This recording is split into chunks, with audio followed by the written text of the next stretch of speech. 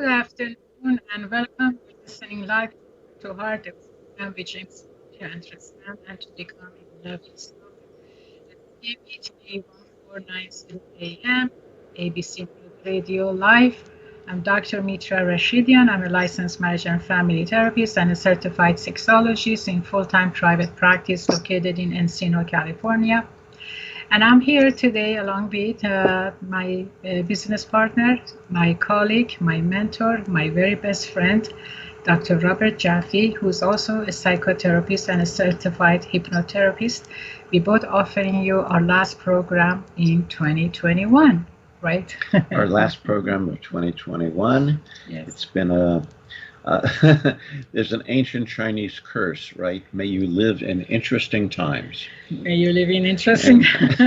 And we certainly certainly have do that, right? Oh, We live wow. in very interesting times. Yes, with the roller coaster ride of COVID, right? Yeah, One COVID day is we one are thing, it's and just like a sugar spike. yeah, It's not that sweet though, of course. It's not anything sweet about COVID, but the spike of it definitely for the past 2 years, and the rise and fall of it, the danger of it, everything about it, certainly has made the past 2 years, a very challenging one in history. mm-hmm, I never thought I'm going to see something like this in my lifetime. mm-hmm. You know. Yeah. There's a saying that I have that I like a lot, and that is, if you live long enough, you see everything. And this is one of the things that nobody, at least in my generation that I know of, I'm 72, and certainly nobody younger than me has ever seen any the likes of this.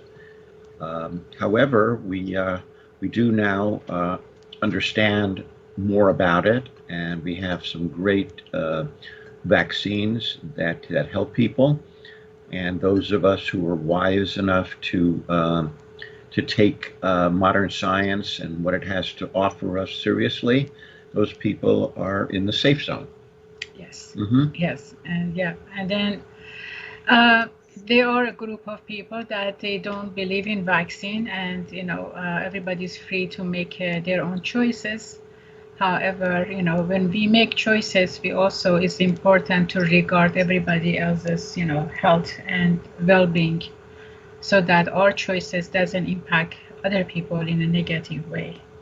Right. They say that freedom of speech ends when you're impacting negatively other people. You're not Right. allowed to yell fire in a crowded theater unless there's a real fire. Yes. Right.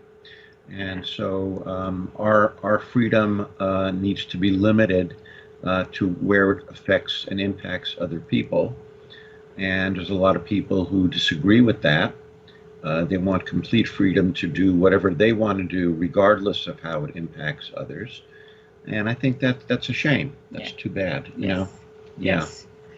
And one reason that we are bringing this up because we realized, I mean, according to statistic, according to data, according to news, according to hospital reports, everything, all the above reports collectively, they are significant, rise in COVID, and now with Omicron, that is fast. It's the fastest one that I have seen in terms of being highly Spreading. spreading and contagious. And several of my own family members have been,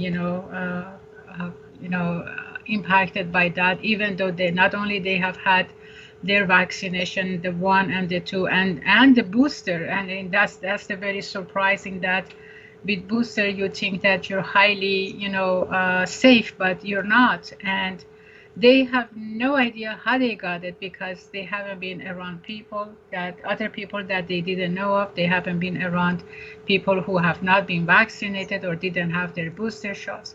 So the reason I'm sharing that is because, it there is no how this virus can spread. It does spread, and it does spread badly and fast. And so uh, last weekend, last Friday, it was Christmas Eve, and we know that since then many people got, impacted by COVID, either kind, Delta or the Omicron, doesn't matter. COVID is COVID at this point. Nobody wants to have it, but the people get it. And I'm surprised that there are still people out there that they're refusing to receive vaccinations. I know of a few people that they walk around like they own the world and they don't want to get vaccination, and they think that that's the right thing to do, is their right to do, they're free to do whatever they want. And then among all of them, I know a couple that unfortunately they got it, and I pray for them that they don't end up in the hospital. I pray that they can recover fast, and I hope to God that the kids don't get it as a result. And so it's and then tomorrow night is our New Year Eve, and I know that many people have decided to gather and then celebrate the New Year, and I don't blame you. I mean, it's something that we look forward every year. It's a time of celebration. It's a time that family, friends get together and we party uh, until the New Year happens and all of that. But at least I can tell that on my side, I ended up refusing and accepting any invitation or giving any party myself, because this is how I'm going to keep my family, my friends, my loved ones safe. Uh, it's a dangerous time. It's just a situation that we know that the more Omicron spreads, the more variety of that happens, and that's the more variations happens as a result of more spread. Well, I also want to add, though, that if you are vaccinated and if you do have the booster, yes, it doesn't prevent you from getting the virus, but it does keep the chances of you getting seriously ill, Hospitalization, yeah. or not just hospitalization, but getting seriously ill.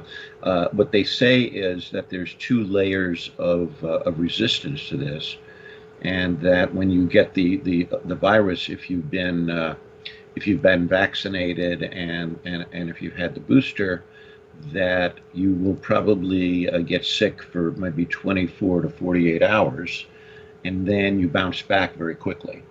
And they say that it, because what the inoculations do is it reinforces that deeper level or that deeper layer of immunity that your body already has. It's like it puts that immunity on steroids. Mm-hmm.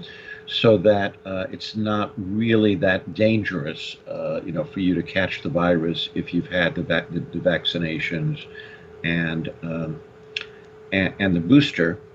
But that still does not mean that you want to get it, Yeah. and it doesn't mean that you still don't need to take precautions, Exactly. which means not putting yourself in harm's way, right? Right. And wearing masks when you're around people, but if you don't know if they have been vaccinated or not. Yes, I just heard from a dear friend of mine that he's going to have a Christmas party, another one in 2 weeks. Yeah. And then Yeah. how sweet that to hear that, for whatever reason, I mean, sometimes our loved ones are not around us to celebrate it at the time that it needs to be celebrated, but also for, various reasons. And one of them being, being careful about around our loved ones. It's not a bad idea to delay celebration. We can come back in 2 weeks and celebrate New Year's Eve, So I think how sweet is that, that this is how we show, our care and importance of people that we love in our lives, and we want to be around them, but we want to make it safe for them and for ourselves. So, we can always come, in the future, delay our parties and get together and say, okay, well, here comes New Year. That's, already 2 weeks of it is gone, and, this is the rest of it, right? Exactly. Uh, all I'm saying, all we are saying is, you come first. You are the priority. You're the loved one, and start with yourself by caring, for yourself, by keeping yourself safe, And once you do that, you automatically keeping everybody else around you in a safe, environment. And then you all can celebrate and you all can enjoy the New Year, celebration, and have a good and safe and happy and joyful start of a 2022. Sounds good. Yeah. Sounds good. Okay. So today we're going to be talking more about our book and our ebook. Again, the title of our book is Not Tonight, Honey, I Have a Headache. It's about sexuality, and it's about relationships. And so we've developed, and we are developing, a number of ebooks based on the big book that we're currently working on. And so there's a number of different topics within the book that we want to kind of go over with you. And the one that we're going to be talking about today is sexually dysfunctional beliefs. Yes, which is a part of our ebook. And there is so much details to consider when we're writing, when writing and introducing a new subject, and even not so much of a new subject, but a different perspective of it. It's just that this information, they need to be provided in such a way that general public can benefit from it. Mm-hmm. So coming up from a perspective that is not biased, it's not just ours, it's not just it needs to be applicable at the majority of society. Mm-hmm. So we are being very careful and very detailed about what we are presenting, and then it's time for us to introduce it via this radio program, and then soon it's going to be published, and then soon and after that we're going to have the actual book coming up. Mm-hmm. Right, so we hope that you're there with us and then support us by giving us your feedback. As we are introducing each segment of the ebook, we want to hear from you. We want to know what your ideas are. Do you think this is something that resonates with you? Do you think this is something that you can use, or can you introduce it to somebody that you believe they can use? And what's your general thoughts about it? Do you feel comfortable listening to this program? Do you feel comfortable listening to the content of what our ebook is going to bring to you? So unless we hear from you, we wouldn't know. And then so that's why I like to invite you to please join us.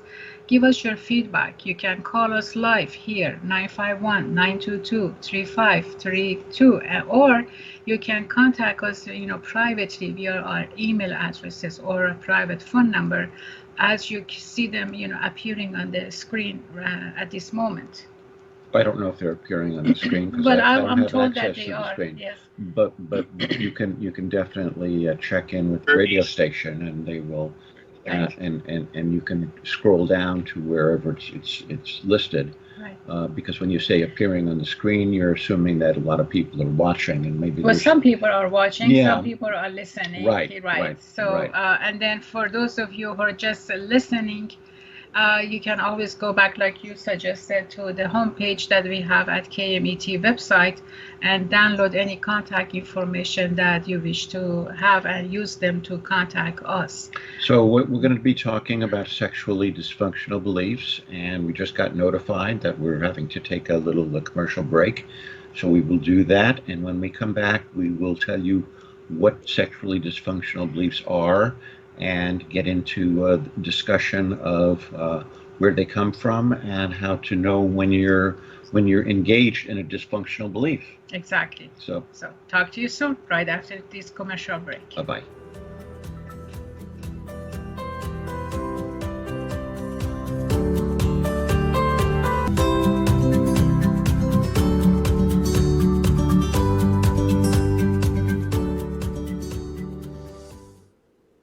Welcome back from our commercial break. Dr. Mitra and Dr. Robert here at the Heart program at KMET 1490 AM, ABC News Radio Live. For those of you who just joined us, welcome at this very last program that we have in 2021. And we are looking forward to, whatever good things are happening for us and for you in 2022. So our program today is about sexually dysfunctional beliefs as part of our ebook, along here with Dr. Robert Jaffe and myself. We are going to be talking about that, and hopefully this will be something joyful for you. As our last program, and I'm stumbling on my words. Okay. Well, it's the end of the year, right? It's the end of the year. I'm in a vacation mood, even though I didn't have a vacation, but my good vacation is coming up in February, and I can't wait for that. Yeah, so sexually dysfunctional beliefs. What are sexually dysfunctional? So, a sexually dysfunctional belief is simply any idea which is false, according to science and research, that is commonly believed by either men, women, or both, right? So it's ideas about the way we function sexually, about our sexuality, uh, like a dysfunctional belief is that if a woman is dressing provocatively, then she is advertising herself sexually, and that means that she's promiscuous. Exactly. Right? So that's a sexually dysfunctional belief. And you also said that it's per science and research. If so basically, I think sexually dysfunctional beliefs, they are originated from culture. They are originated, from the do's and don'ts, and and then the subjective biases that we develop as a result of that. Right. Exactly. Exactly. So yeah, and so there's a lot of sexually dysfunctional beliefs. There's also sexual stereotypes. Yes. Right. So men are active and women are passive when it comes to sex. So that's a sexually biased and dysfunctional belief. Um, it may be that does happen in many cultures um, more often, that men are more active and women are more passive, but that doesn't mean that that's the way we're wired, and it doesn't mean that women don't have a strong interest in sexuality. However, because of, like you say, cultural do's and don'ts and beliefs, women have been assigned to that, and it's really that particular belief, I think, has put women in a kind of a catch-22, Right. where if they are sexually aggressive, then they may be looked down on as someone who is a slut, a whore, other derogatory names. And if the woman isn't, then the woman is seen as passive or perhaps not even interested in sex. Exactly. You and I earlier we were talking about our new questionnaire that's going to be soon introduced online, and it's this questionnaire was designed based on our years of research on human sexuality and sexual health care, and then through that we have evidence and data that suggests that women's sexual health care it has been a neglected area in medicine and also in psychology for the most part, because of exactly what we are talking about, right? Right. And in this questionnaire, we have designed it in such a way that women are able to reflect on their experiences rather than focusing on a given diagnosis, and which is that's the missing part in society. And we have seen that some of these sexually dysfunctional beliefs have impacted sexual health care. for example, physicians, we know that at least, globally, I forgot the stat of it, but that I know that at least within the United States, only about, if not half, but less than half, do not, ask patients about their sexuality and sexual healthcare and sexual needs, unless it's a known sexual transmitted disease going on, or the woman is pregnant, Mm-hmm. right? That's as far as sexual healthcare goes, and the rest of it, the psychological aspect of it, the emotional aspect of it, the belief part of it, how they impact, relationship negatively, mostly is disregarded. Right. Right? Right. It's disregarded because, physicians and basically, healthcare providers, people like us even, who are in psychotherapy, uh, it's just there are biases that doesn't allow us, doesn't make us feel comfortable to talk about, human sexuality, in particular women. Right. Right? Right.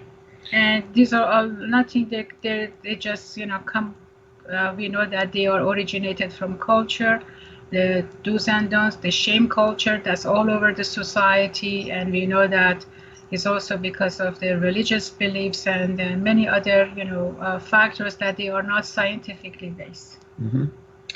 Yeah, and we were talking earlier about women being assigned to the second-class citizen Yes. Role Right. As a result of their biology being different than men's, and as a result not being as physically strong, so that they can be victimized much more easily. And that has been gone on, I think, generationally throughout history. Women are victimized often by men, and victimized to the extent not only are they physically assaulted, but they're also treated as though they're not as good as, they're not as entitled to education, and they're not as entitled to even learn about their own bodies. Right. And that's a lot of why we're doing this work and this research, is to free society, women especially, to understand about themselves, because knowledge is power. Exactly. And Yes. once they understand more about themselves, they're in a position to help themselves. And of course, as a woman helps herself, she also helps her relationship to become more solid. Right. I mean, you and I also looked at the history behind all of this, Mm-hmm. right? We realized that talking about female sexuality didn't actually happen until like around 1950, 57, Right. something, Yeah. when Masters and Johnsons started to bring out the issues of female sexuality. So it's a fairly new topic, among, when we compare it to other science in society, female sexuality and understanding that has only, about 75 years old? Well, that's been very young, 75 years old, and it's only been 100 years since women actually got the right to vote. The right to vote, 1920. 1920, Yeah. right? It's been a little over 100 years. A year over 100 years. Well, 2 years. 2 years, yeah, almost, yes. 2 years, yeah, and of course, why would that be? Why would women not be given the right to vote? It's because women have been assigned the role of second-class citizens, and so one of the myths is that because women are not as physically strong, that they're not as mentally or emotionally capable as men are either, which is a myth that has unfortunately been around for a long time. It's beginning to dissipate, but very, very slowly throughout the world. Yeah, very slowly. And then, women in it, what makes it slow is because, women have been controlled across centuries. Mm-hmm.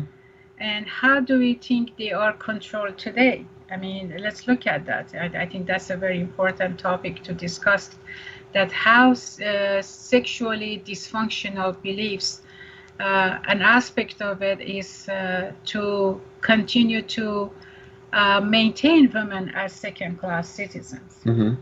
Yes, today we have many women who are CEOs of companies. Yes, we do have women that perform at the high ranks of society. Mm-hmm.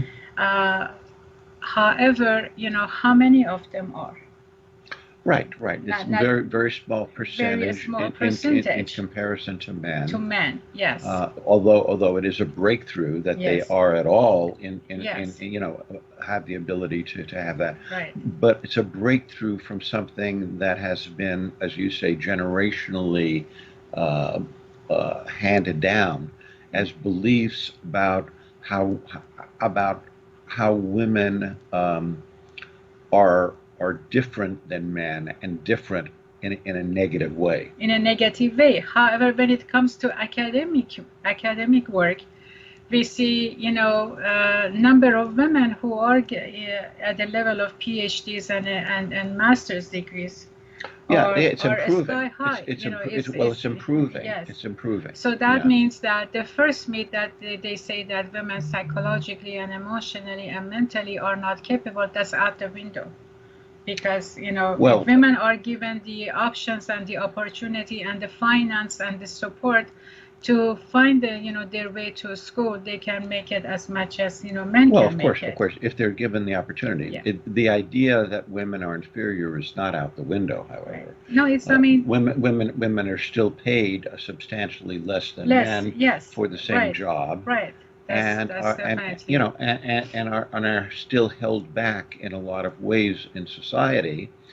Some women are strong enough to withstand that and move despite that, but it still affects a great deal of women in a very negative way. They don't have the same opportunities. They don't, and then they are part that actually controls their sexuality. For example, competitions such as beauty pageants and or models, and how a woman should look like, and how a woman should dress up, also limits a woman's openness to her sexuality. So unless they are in a certain way, they look in a certain way, they keep and hold this certain size and body shape and all of that. So that essentially is controlling women and taking them away from their actually true authentic sexual self, Mm-hmm. and Mm-hmm. wanting to for them to be a false self and perform that way. And a woman that way cannot be sexually open. Right. A woman that way cannot understand herself. There is so much confusion and so much emotionally abuse, and so much as a matter of fact physical abuse happening to women as a result of wanting to stay skinny, wanting to be in a certain way.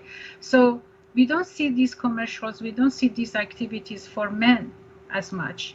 The majority of it, the main focus is on women, right? Correct. And then with that, right, still women are now held as a second class citizen this way in a modern age, in the name of anything that attached to it. I mean, the names and the labels are endless. Right. Right. So what we're talking about then is seeing half of the population as struggling to keep up with the other half.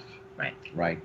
Women comprise half the population, and they're struggling to get equal rights and equal authority in a world that favors the male gene rather than the female gene. Exactly. Yeah, And absolutely. then we think how all of that has anything to do with sexuality, with sexual relationship. How would that sum up to a phrase where women say, not tonight, honey, I have a headache. Mm-hmm. Because if a woman feels all that pressure, if a woman feels that all that do's and don'ts that they are assigned to her, and when it comes to her private relationship, to her intimate relationship, her partner, her male partner is asking for that, or even her female partner is asking for certain, approaches, uh, certain, demands that a female may not feel comfortable to be a part of, right?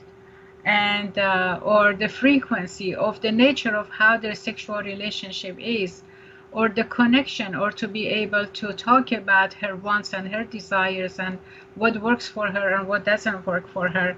It's easier to just say, not tonight, honey, I have a headache. Yeah, yeah. And of course, not tonight, honey, I have a headache. Is what is Metaphor. it? Well, it's a metaphor for what is really going on. And then in our book, we talk a lot about why is it that women need to use a metaphor rather than simply stating what it is that's going on with them, which would lead to a more open discussion. Yes, so let's talk about And we that can talk about that when we come back. after our commercial break. So please stay with us.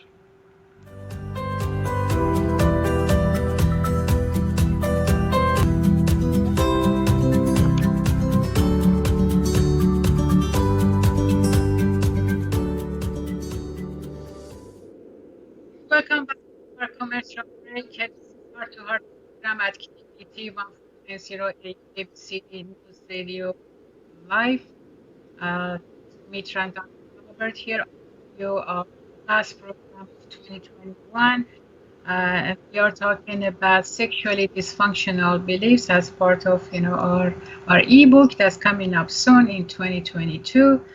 And we were talking about Dr. Jaffe.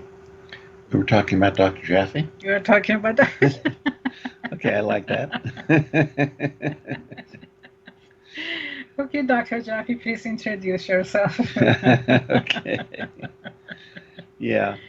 So we were talking about women being second-class citizens, and then what we were talking also when women use the phrase of "not tonight, honey." Why did they need to use a metaphor? Yes. Instead of just saying what's going on? Yes.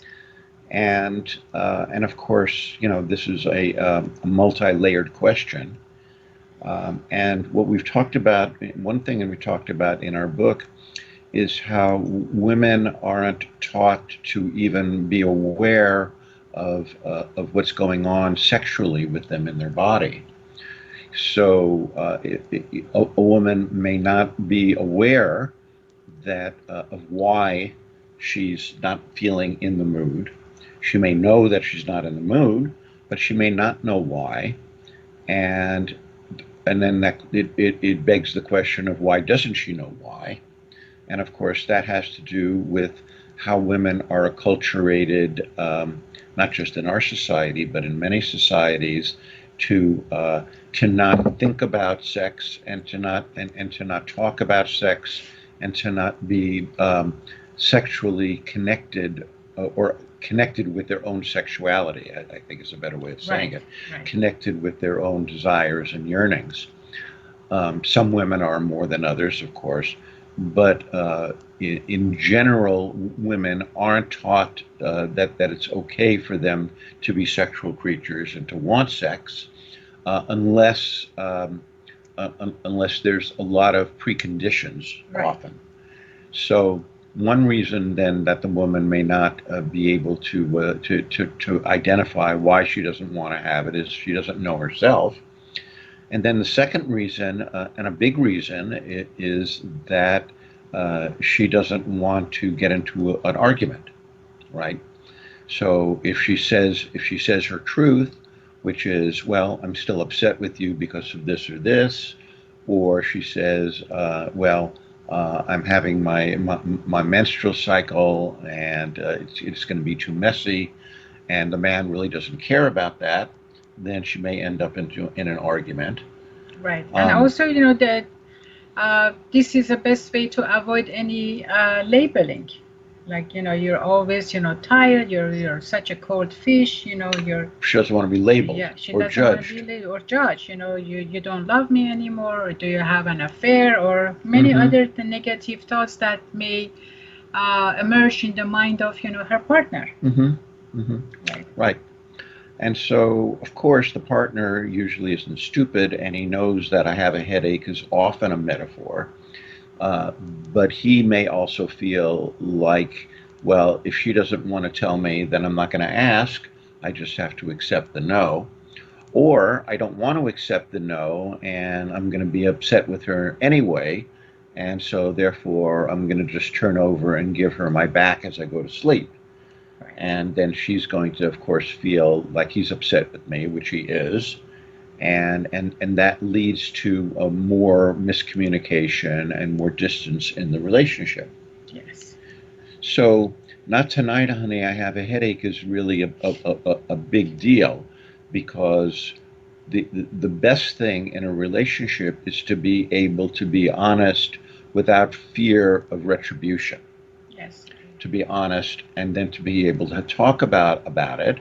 And then, even if one person can't get their way more than the other, they can still agree to postpone it, or they can agree to uh, understand it at a deeper level, to be more compassionate. There's many things that can be done if the door to communication stays open.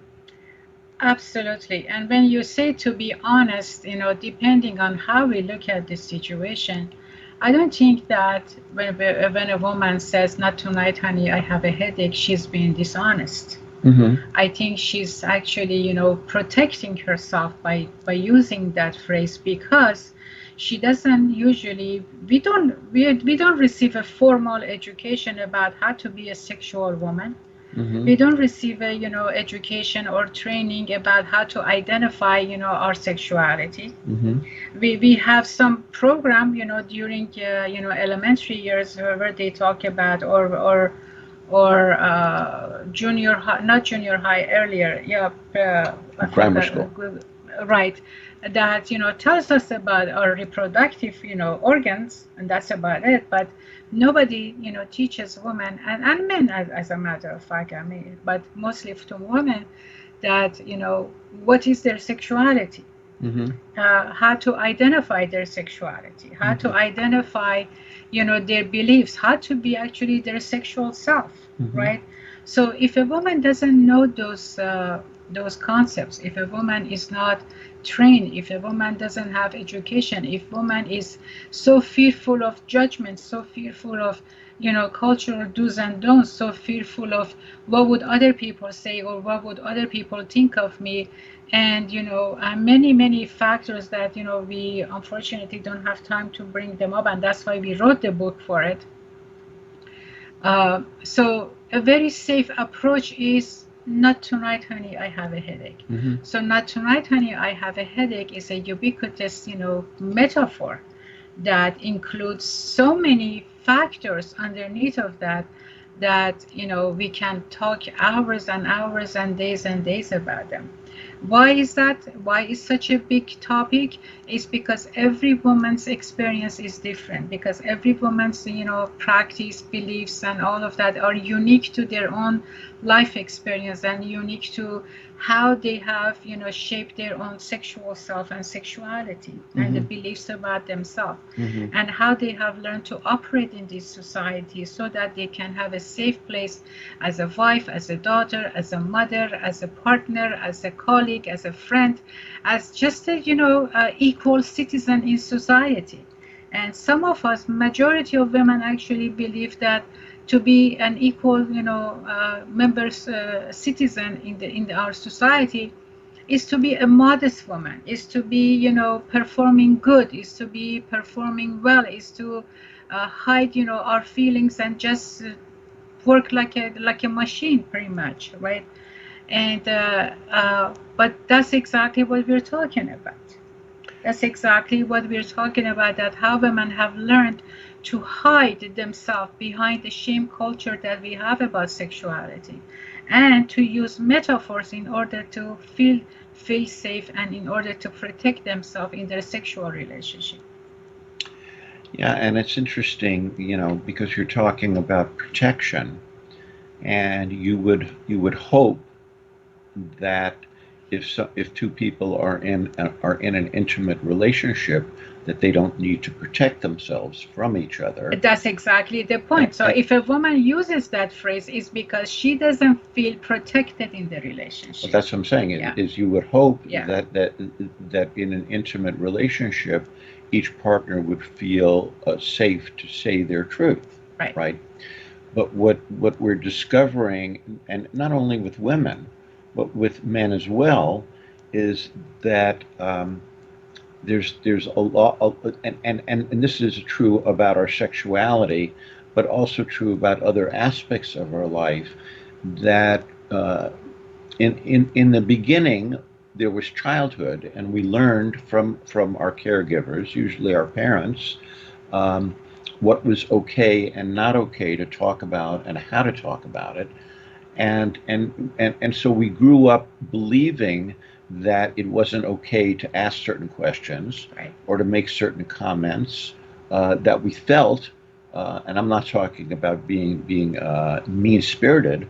I'm talking about saying our truth, like, no, honey, I don't have a headache, but really, I'm just thinking about the kids right now, and my mind is filled up with that, and I don't really want to have sex with you right now, which can be very, very liberating for the man to hear that, rather than maybe her saying, I have a headache, and him thinking that, oh, she's mad at me. And what is she Right. mad at me about? Right. At least she's telling me something that's not related to me.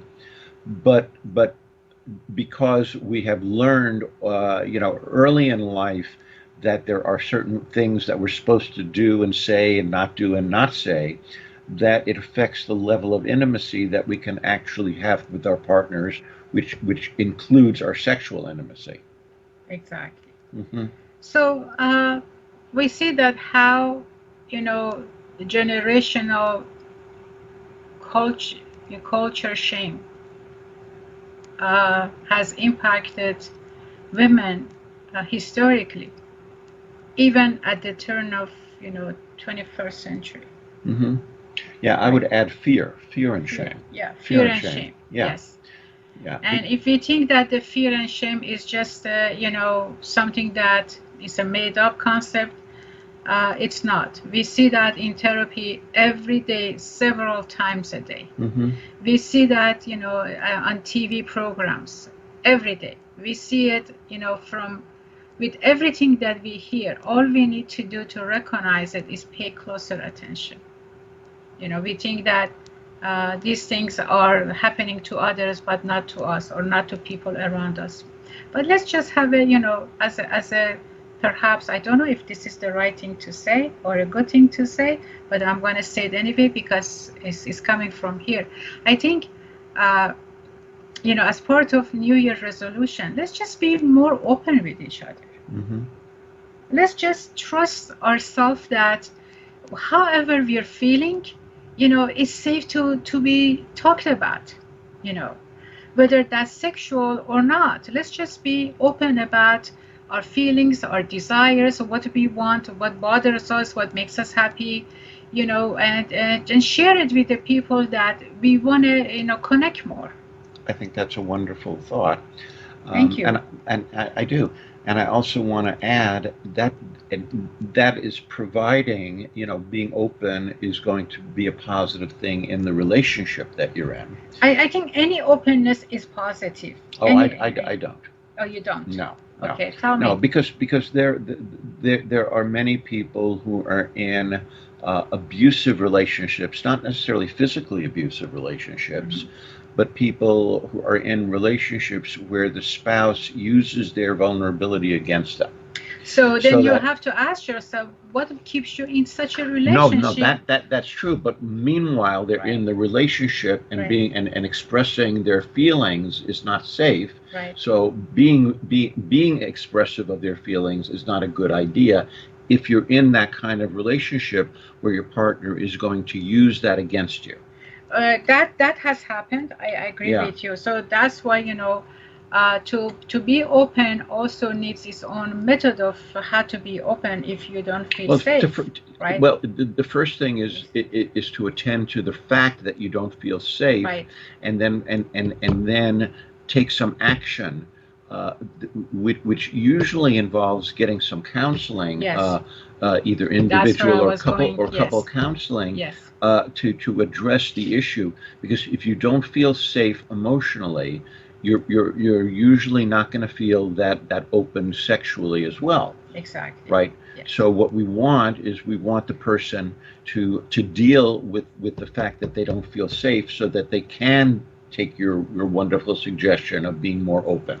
Thank you. Yeah, you're welcome.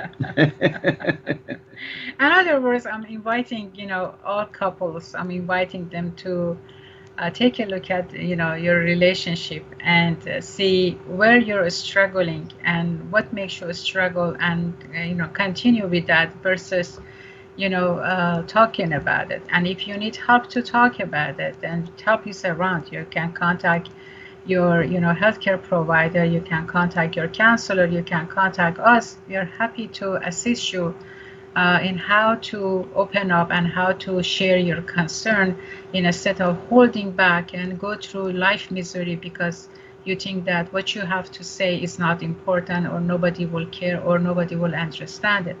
We will understand it, and we can help you to open up and have a joyful sexual relationship, first of all for yourself, and then second of all for your relationship, right? Yeah, and I want to say one last thing, because we're just about out of time now, and that is that self-help books are wonderful, Yes. and we're in the process of writing one. 30. However, oftentimes it doesn't really get to the root of what's going on with you individually. Yes. Yeah. So keep yourself open to getting some professional help, and there's professional help available that is low cost, and it is usually more helpful than just picking up a book and reading it. Exactly. So our time is up. Happy New Year. Have a safe one. Enjoy yourself, and we look forward to see you in 2022. So, as we say, always remember, All you need all is you need is love. love. Happy New Year. Happy New Year, and see you next week. Bye bye. Bye bye.